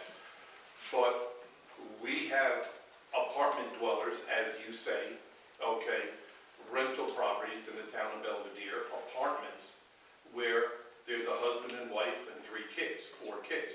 There's apartments, okay, I don't know if Mr. Blum alluded to his studio. I don't know if he has 1 person or 2 people in that apartment. Well, I have 1 person and 3 apartments. And I respect that, and I understand that. But now you're getting into a situation where you're asking us to make a decision based on apartment dwellers and not the consumption of water and usage for 2, 3 people. I'm asking you to choose one of 2 options. I understand. I get that. Okay. I get that. And obviously, going to the water company and getting readouts and basing it on that way isn't going to fly. But if you're going to raise it for 1 group of people, raise it for everybody. You dropped it for everybody. Well, It's pretty simple. The other thing I just want to make clear with this ordinance for the council and the public, this ordinance doesn't do anything about the rate. You guys are going to set the rate every year. So the ordinance that you had on the books, which way predates any of us, and it is old, and it is antiquated. And again, we could do more with it, but we did take a pretty hard look at it. basically, what I've done and what you guys have approved so far has basically been what the auditor said, keep it simple, stupid, keep it at EDUs. It's most, he thought that was for many reasons. Again, we could have him here at a meeting next year to talk to the public. Sure. about it. My point is that for 100 years here in town, the only thing we're really doing at this point is taking the .8 for a single apartment. A one-bedroom apartment was the only exception to the minimum one EDU building. All we're doing with this amendment, just so you understand, is taking the .8, rounding it up to a 1. That still doesn't mean that you guys every year your rates will fluctuate based upon what Pruma does. So yes, the one EDU, the one-bedroom apartment is going to pay a full EDU, but your EDU rate will still be going down next year overall, if you know what I'm saying. You guys set that annually. So just so you understand with the public, we're not locking in any rate increase here. We're simply changing the EDU calculation for one type of property, which had for whatever reason, a long time ago, you had a .8 on that, and the consensus was to eliminate it, make it easier to calculate. I'm sorry, Marie, go ahead. That's all. Hi, my name is Mary Ott. I live at 300 Greenwood Street. So I also have concerns about rent properties and sewers. My husband couldn't be here tonight, so I'm speaking for both of us. We have concerns in the building that we own on Front Street and Mill. It has 7 units. It is 4 apartments and 3 commercial, or it could be 4, the whole building is commercial, so technically it could go any which direction. So several of the apartments are, 1 person and efficiencies, and one that's a 1-bedroom, really it's an efficiency because there's the living room, the dining room, which is used as a bedroom that you go through to go to the kitchen. So they're very small units. The other one could possibly be a 2-bedroom, but it's rented as a 1. And then we have one that's not rented, which could be, 2-bedroom. So there's so many variations here. Is 2 bedrooms going to be a different price than 1 bedroom? Efficiency is going to be the same price as a regular size apartment. And then for the commercial spaces, which are small, then they have a bathroom only. And one of them has 2 rooms, which the commercial properties pay a pittance in rent. Actually, almost everyone does in that building, so we do not make a profit. It's going to be costing us more than what we already, for maintenance and taxes and insurance already that we're paying. And then the one that has 2 rooms, our concern is it shares 1 bathroom. So is that going to be 2 units? Is it commercial? Because they are commercial, they're paying like $150 rent for each one. Like, where do you get, who's going to pay for this? We can't pass it on. Explain that to me again, I'm sorry, I missed that, Mary. You Which part? said you have, in one of your units, you have 2 single rooms with 1 shared bathroom Yes, by 2 different tenants? yes. 2 different tenants, each one rents a room, They're they share- Commercial spot. and they share a bathroom. It's a commercial. Yes, and you recommend. Oh, you're talking about, okay, an office, a commercial building. Yes, yes. Okay, I got that. Okay. So they all have numbers, Okay. they each have their own numbers, so Right, they're right. separate units. So Okay. it's not like one is being split. But at the Gotcha, same I got it. time, with the costs going up and, Good. our Got it. taxes are probably, Got it. anyway, I got it. we have concerns about that. Okay. I'd like to know more about the ordinance, and then, of course, where is this going in the future? And then, how does this impact us in 5 years Mhm. or 10 years? And thank you. You're welcome. Mr. Blum? So, more than likely, what's going to happen on these rental units, when the sewer charges go up, they're going to pass it on to their tenants, people who can probably lease it for it. What is the current sewer surplus? I can't tell you off the top of my head. What is the current sewer debt load? There is no sewer debt as I understand it, correct? You're welcome. Any other public comment on this issue? Mrs. Scooby? Hi, my name is Ann Scoop. I just have a question about, last year there was a decrease in the sewer rate. Now this year, all of a sudden we need an increase. Is there an underlying problem that maybe people are pumping their sub pumps Has into nothing to the do sewer? with, and that's why No, there's it's more not. flow. It's- What is the reason why you're looking for an This isn't increase? an increase, it's not. Well, basically it is But we're not because- doing this because because they need more money. We're doing it to. Well, make you it are gonna equitable. charge more money, because now you're only charging 0.8 and it's gonna go Well, up we to won't 1. know until we set the rate in January. But it's gonna cost people with rounding units more money compared to single-family homeowners. We don't know that until we set the rate. Yeah, well, Well, then. there's you know, single-family then homeowners that out being there, rude, there's also with that one being person rude, that you lives got in a crystal single ball house. that I don't And have. there's also single families out there that Right. 3, 4, 5 people live in the same house. Understand that. So to Understand. say that it doesn't affect them as it does renters, it does. It both comes out the same in the wash. Let me ask you a question, Ann. If the rate and EDU went up to 1, and there was no cost impact or increase to your sewer bill, are you okay with that? I would like the sewer based Can't off happen. of my water usage. If I think that's if only one fair. EDU pays $400, and I'm just pulling numbers out of my head, and .8 pays, whatever .8 is, $320, and you put this up to 1, that's an increase of $80. It's gotta be an I increase. understand that. I understand that. No matter what. Well, unless next year's rate goes down to 350, and that's what we keep saying, you know, so. Well, another question I have is that a couple people posed questions about what does the ordinance say now compared to what it's going to say if you pass the new ordinance. The So only you're one not- change this is doing is making one change and one change only. Just the .8 Just- to the it's 1. just- There was every type of property, and again, we probably next year are making some changes in our sewer collection office. And I don't want to get into that any further at this point. And I don't disagree that, I think generally what our current sewer collector does is sends out a census, if you will, to each commercial property, we say, hey, what do you have there? So it's kind of a self-reporting type of a thing, and then our sewer collector has to sit down and say, okay, there's 2 one-bedrooms here, that's a .8, that's a, so really this was all about just making the .8 a 1 to kind of make the ease of applying the ordinance a little simpler, if you will. That's all this is doing. And again, yeah, it's not a perfect world. None of these sewer things are in every township. Even people with flow-based billing have issues.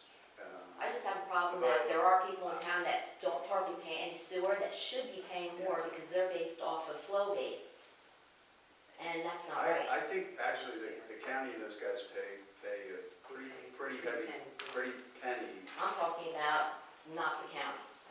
There's I other think Robert properties in tells town. me, mentioned that, I think they pay quite a bit too. But again, listen, we can always, a lot of this really, this is not legal, John Mooney's not here, so Okay. I'm just indicating, it was really, as the mayor said, we actually commissioned John for a not insubstantial amount of money to try to take a look at this. I can tell you, flow-based was definitely an option that was looked at, and this council was kind of steered away with it. We can always look at it again.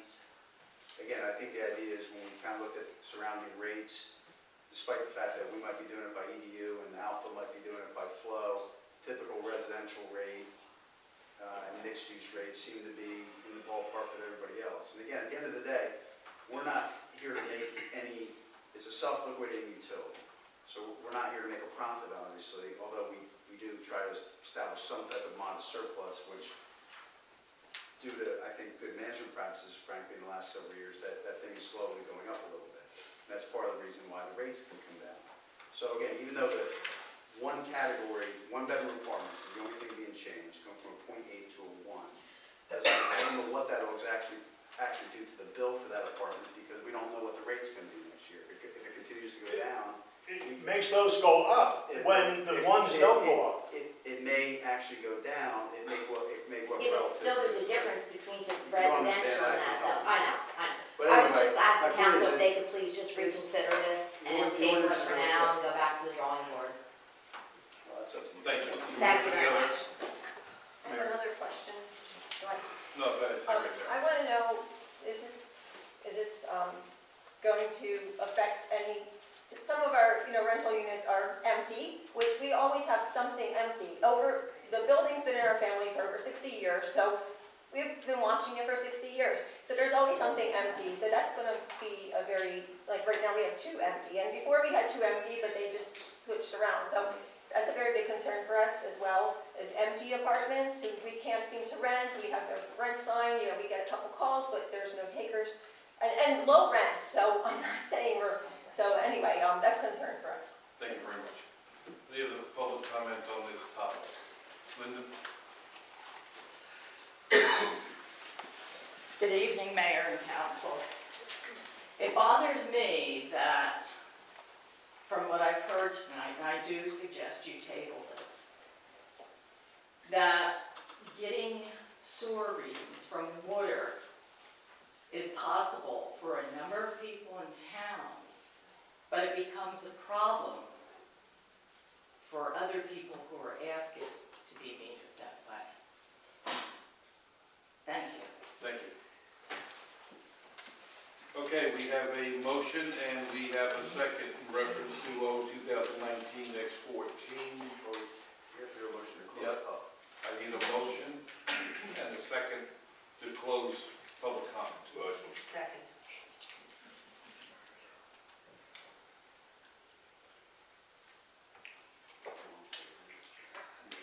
All in favor? Aye. You just close it. That's yes, now we have to do the motion. I need a motion and a second to adopt O 2019-14.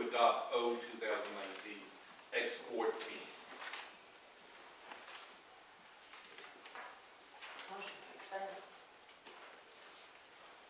Okay, now, question, comments. What is council's wishes? Any questions, comments?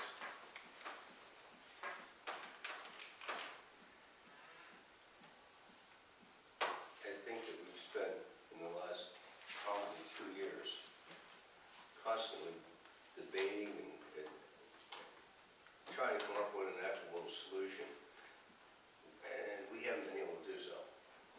I think our present solution is probably the best. When we talk about metered, going to talk about putting additional meters in, that's cost prohibitive on the sewer flow. Water meter, we've had many discussions on that. So I think it's unfair that how many hours and how much discussion we've had on this. I know for a lot of the members in the audience, they may not have seen that, but the council's put a lot of time into this, a lot of decision, a lot of conversation. I don't think there's anything that's going to solve everybody's problem and make everybody happy. It's just not going to happen. But I can assure you that there's, at least we're looking at this council, we've spent a lot of hours on this and a lot of discussion. So that's all I have to say, Mayor. I'm good. I have to agree with what Charlie said, because I was on the committee. We did an extensive study because we thought right away, oh, let's go to the meter. And it found that it really, people that are paying 1 EDU would have an astronomical bill if they got and saw what it would be if it was water in and water out. We also took examples, and I truly understand what you're saying about the apartments. I live alone. I'm paying the same EDU as those people that have 4 and 5 children, especially in the neighborhood I live in. Many of them have 3, 4, and 5 children. I'm paying the same EDU that they are. I'm not using, and we had the readouts. We got them from the water company compared to the gallonage that I use compared to the others. So is it completely fair? Maybe not, but this was done for billing purposes primarily, and hopefully to make it fair to everybody the best we could. We just wanted to keep a fair playing field, and we thought initially the metered water would do it, and it did not turn out that way. Kathy, you might want to echo in on that, because you were on the committee with me. Right, and that was the initiative, was that there were a number of people, single family, single persons, living in a single family dwelling, paying the same as a large family. But at the end of the day, by the time you build in a base sewer rate that has to cover potential costs and repairs, an antiquated sewer system that we did spend some money reviewing, and so we knew we were starting with a good playing field. At the end of the day, the numbers didn't make that big a difference, and in some cases were almost punitive for others. It just didn't make it worth it for the entire town to have switched the entire system. It would have been too expensive. And we spent about a year studying every angle we could come up with. It was a full year. And a fair amount of money. So it's not for lack of trying. Are you talking to me? No, I'm not talking, I'm just talking in general. Because it sounds like you're saying that we spent a lot of time on a bad ordinance, so we have to pass it. No. That's what it no, sounds like that's not the what three she of you were said. saying. No, what she said. I didn't mean it, no, I think you're misunderstood. I didn't call it a bad ordinance. It's unfortunately the ordinance we have, and we can't fix it to the other. I think it's unfortunate you're taking it out on one class of people. Oh, I don't see it that way. I'm sorry, Ben, I don't see it that way. Because on the other hand, as I say, I'm paying one EDU, and my neighbors have 4 children, and why are we paying the same? Because we're not on metered billing. But Laurel, you live in a 2,200 square foot house compared to a 600 square foot. Yeah, What is that? we're We have public no comment. Do we have any other comments on the motion and the second? Any other comments? Any other comments? Yes. Roll call? Councilman McIntyre. Yes. Councilwoman Myers. Yes. Councilwoman Napolitano. Yes. Councilman Roth. Yes. Councilman Tucka. Councilman Smigrod-Ski. Yes. Mayor Kennedy. Regretfully, yes. Ordinance number O-2019-X15, ordinance O-2019-X16, 155 vehicle traffic, introduction. I need a motion and a second. Motion. Second.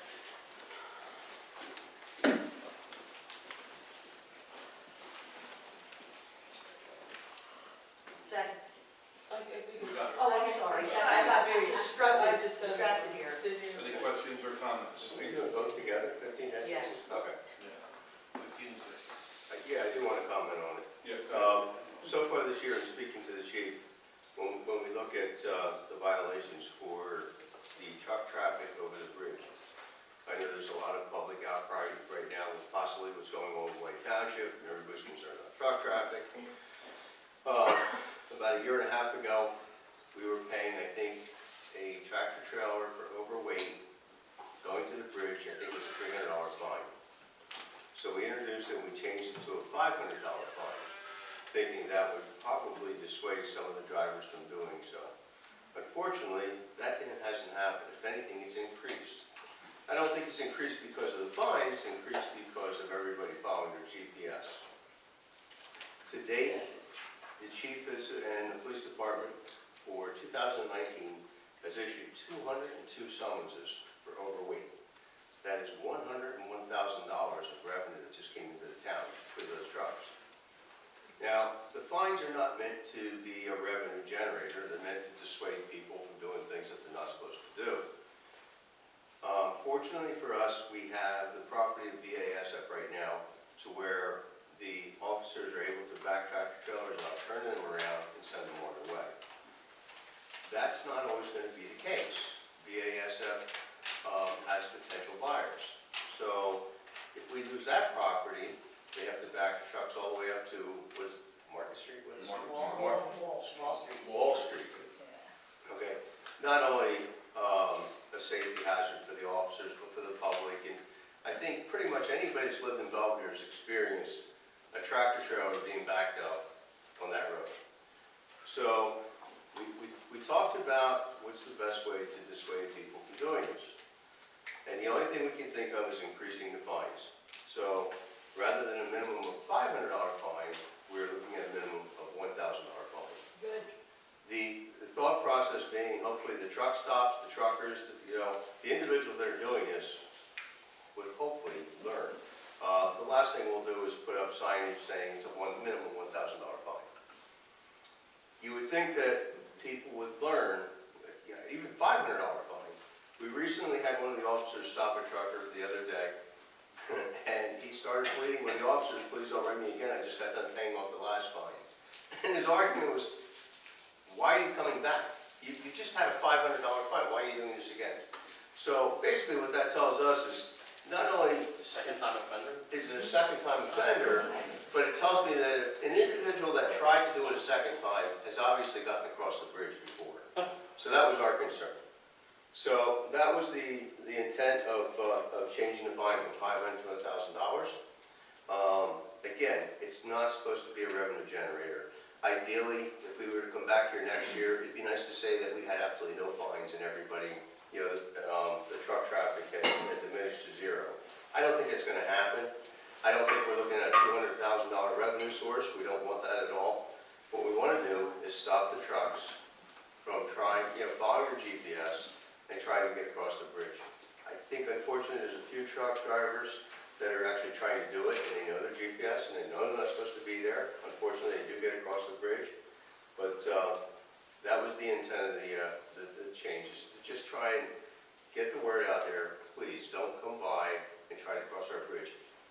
It takes up so much time for the officers to get out there, back these trucks up, and like I said, we've probably all experienced it, so. That's all I have, Mayor. Okay, thank you. Just one other Go ahead. thing. Did the chief speak to you about number 15, the Franklin Street? He just wants added to that 7A to 3P. He did. He mentioned it as far as for the no parking. Right. Yes. Yeah, he wanted to put a time limit on that. Yes. Correct. So does anybody have a problem with adding that? And that would be I for think that school makes hours. sense. And this will be school hours, safe rooms for the kids on the Yeah. side. That's right. Okay, That's right. I will inform Any you. other questions or comments? But, wait a second, wasn't that gonna be striped permanently then? Is that? No, oh, that's just the walkway. That's just, this is Never mind. the no parking Right, um, no, we're good, that's okay, we're not, on Franklin Yeah, from yeah, yeah. Oxford to Macquarie. Right. It's actually from Oxford to Fourth now, it's really extending it to Macquarie, but there was no time limit, and he didn't want it to. So, for And full they have- extension of that. Right. For 7A to 3P during school, And I don't, they have a if stencil. that, I think 7 to 3 is fine. Stencil indicating the kids. And after school activities, we would allow people to park there. right, Are we good on this strike? Because I know we were some back and forth with Sterling and that on, We're okay, we're good with that. so we're gonna strike. Yep. Tomorrow. Tomorrow. okay. All right. We need some water there, Pete? All right. You okay, bud? Okay. You got a motion and a second, roll call? What? You need a roll call? I don't know, Kevin. No? I don't, I guess it's up to you, Teresa, whatever you want, no, all in favor? All in favor? No, that has to be the group. Good. Councilman McIntyre. Yes. Councilwoman Myers. Yes. Councilwoman Napolitano. Yes. Councilman Roth. Yes. Councilman Tucker. Councilman Smigrovsky. Yes. Mayor Kennedy. Yes, you want to do 16 now? We just did it. We just did it all together, Okay. so. Councilman Roth, would you present your appointments, please? Yes, I have three. The first one is for the community center. Okay, I would like to nominate George Tesler, okay. and I will ask, I'm sorry, I didn't catch your first name. Dawn. Oh, Dawn Schnetzler. yes. I just wanted to ask Mr. Young if he'd give us a little bit of a background. She's a wonderful person. Yes. She's a wonderful person. I agree. 9:50. Who's your next one? She's a wonderful person. I have two for the pool commission. We have two vacancies for the alternate position. Okay, And the first is for Ms. Tammy Coop, okay. also a wonderful person. Beautiful person, yeah. And would be a valuable asset as an alternate to the pool commission. Okay. Highly recommended. And the third person is Erin Costa. And Erin comes to us from White Township. Oh. Forgive me, Hope. Yes, I heard that's wrong. From Hope Township. Why don't I ask Claudia person, She's yes. part of the Heritage Committee. Yes, she is. Wonderful person. And that's an alternate? As an alternate. Okay, I'll thank you. entertain a motion in a second. Motion. Second. Questions or comments? All in favor? Aye. Any opposed? No to the second one on the pool, yes to the first one. Sorry. That's okay. And I love Erin, trust me. But you know how I feel about outside. So, I'll entertain a motion in a second to pay the bills. I'll make a motion to pay the bills as presented, but we'll be pulling Susan Mazzatelli for some questions. I'll second that motion. Questions, comments? All in favor? Aye. Any opposed? No. One no. Any abstentions? Second public comment, anything you wish. Yes, Ms. Emily. My name is Emily Bird at 609 Water Street. I am curious as to what's going on with 607 versus 609 Water Street. I have not heard an update since the one was condemned. I need some answers here, because Okay, as our conversation, you told me my home was being condemned. I absolutely made no such statement that your property was being condemned. Or shed. Excuse me, Hon. okay? Well, I Excuse me. need to have answers. Mr. Rossi made that statement to you, okay? I reiterated what Mr. Rossi had said to me, okay? Am I not correct in that? Did Mr. Correct, when Okay. we were in the Thank meeting. you very much, okay?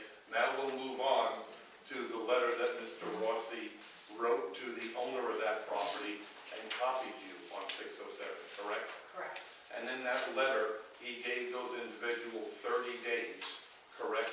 Correct. And in that letter, the 30 days said, you will correct items 1 through 6, correct? Yes. Okay, so that's the process we're in right now. That letter was dated when, Emily? November 4th. Mr. I'm sorry, Mr. Byrd, is that correct? November 4th. November 4th. So we haven't approached the 30 days yet, which we are. There's certain responsibilities legally that we have to do, correct? If you'd like to chime in on that. Okay.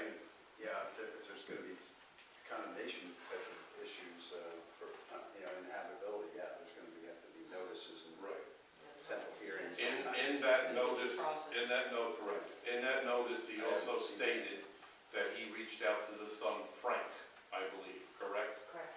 In that notice, I believe you were advised as well that Frank said that he would be moving his mother to Alpha with himself, correct? Yes. Okay, so you know everything that I know at this point until we get to the 30-day mark, okay? What the council needs to know and be aware of when this comes back to us, if Mr. Rossi so chooses to condemn that property, okay, that responsibility is going to be upon us, okay? What the council also needs to know is if he condemns that property because it is a duplex, there is potential that he will condemn the adjoining property as well. What council also needs to know, if these people are displaced, and jump in at any time, the potential issue there is the town of Belvedere would be responsible for placing these individuals somewhere. Are you pretty much up to date with everything I said? Yeah. So far, Mr. Byrd, correct? If that's not the conversation we had. Here's the issue when you're dealing, I'm sorry. I said somewhat, go ahead. Okay. Well, please jump in and correct me if I'm wrong. I'll let you have your gavel back out. You know, at any point. Here's the concern for the Byrds. The Byrds still have a $100,000 mortgage on that house. Here's the other concern for the Byrds. Since they've moved in, they've extended over $50,000, $60,000 on that house. Potential money that they will never retrieve and get back. So, in the interim, with what Mr. receive a courtesy call from an attorney friend of the Byrds. Oh God, what's her name? Not coming. Katrina Campbell. Okay, used to be a former attorney for the town of Belvedere. That's something I have to discuss with our attorney on, okay? So even though it was a courtesy call from Ms. Campbell, it was still a call from an attorney as a friend to the Byrds. So I think the town of Belvedere has to be very cautious if there's conversation with legal attorney with the Byrds.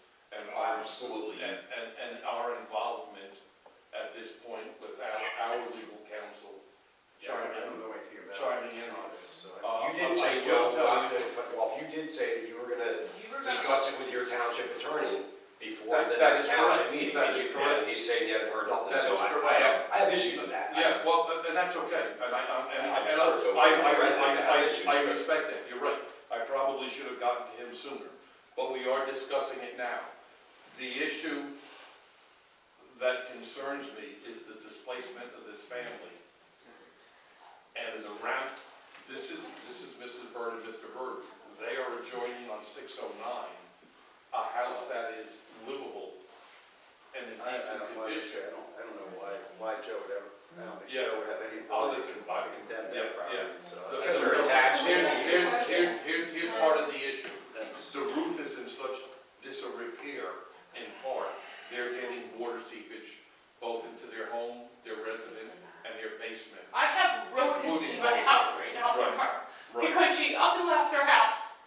Is she out of the house? Yes, she's been for weeks. And where did she go? Did she go with that son? No, she went with some lady in a black SUV. Okay. So do you want to chime in at this point, Kevin? She's got holes in the side of her house. The raccoons are coming in. There's been holes in the Wait, you side. guys let You this give her go 30 for days how to many apply, years? to respond. In the meantime, she walks. Now I have to put up, I'm attached to a piece of, for 30 days, that nobody's in. Where's the I'm money? getting more I'm not- damage to my side because of this. Joe, come on, you know it. My two kids have been sick nonstop. I have another sick one at home now from Let me this. ask you in all fairness, have I not jumped on this seriously? Yes, you have, and I have thanked you over and over That again. is correct. But she That's just correct. walks away, leaves her doors open. You got raccoons coming in and Listen, out, and I I'm gotta living tell like you, this. up until right this minute, this is the first time I'm hearing she walked away. I had no idea that this would. Joe Rossi knew. He When knew. did he know? I don't know, my attorney was just texting me. He's aware of it. because He's aware, he's also aware that they're asking for 30 They're more asking days. for another 30 days. Okay. It can't happen. It cannot happen. It's happened for 8 years. I've 10 been freaking fighting. years, Joe. You know the story. 10 years. The council should know. 10 years we've been after the town and the county to do something about it. 10 years. Not one thing was done. There was 2 tickets wrote for her failure to mow her grass. That's it.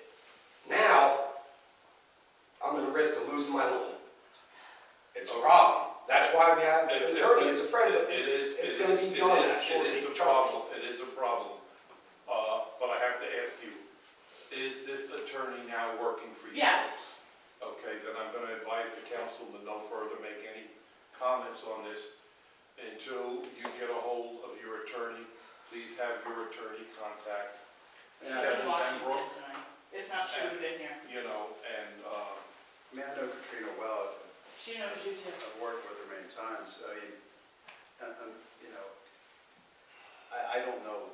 I said, and when I said, You're blindsided by it, I get it. the mayor and I did actually meet early, prior to the meeting. I just got a general heads up. I don't know the history. I didn't know Katrina was involved. I don't know where it's going, because I really don't know factually where we are. But the condemnation is certainly, it certainly absolutely is a process, and it's not something that we're compelled to undertake. And to be perfectly candid with you, you know, your interests, and I appreciate you're dealing with a horrible personal situation, and my sympathies, and we will do what we can do. But just to be clear, as a town and as a council, it's not absolutely clear that our interests are the same as yours. I mean, you have to be very cautious, and I would always be very cautious with any municipality in going down the road of condemnation. We don't certainly not represent that we're definitely gonna do that at all. I mean, many municipalities in those situations will go out, if there's kids getting in there or something, we'll send the PW out, board it up, and that's it. What does that do to protect my side? Nothing, it does We're nothing. getting That- damage the from point both is sides, that what you're not My point understanding. being, again, I will talk to Katrina, we try to help all of the residents to the extent we can, but your private injuries, to be honest with you, I don't know to what extent we're gonna be able to address that, I just don't know. So, So I've been paying taxes for 12 years in town, complaining for 10, got not one And it's ounce all of on help. record. Not one ounce of help, and that's okay. That's how you're going to treat your taxpayers. I mean, seriously, come on. I'm just telling you that, I don't know the impact of those things are. Nah, we'll deal with it later. Let's Emily, go. did you not say at one point Let's go. that an entity or a town Bullshit, came in asshole. and, excuse me, Sucky Joe, go to hell. yeah, But an entity anyway, I will did come talk in and fix that property once before, correct? Yeah, over like 25 years ago. Okay, thank you.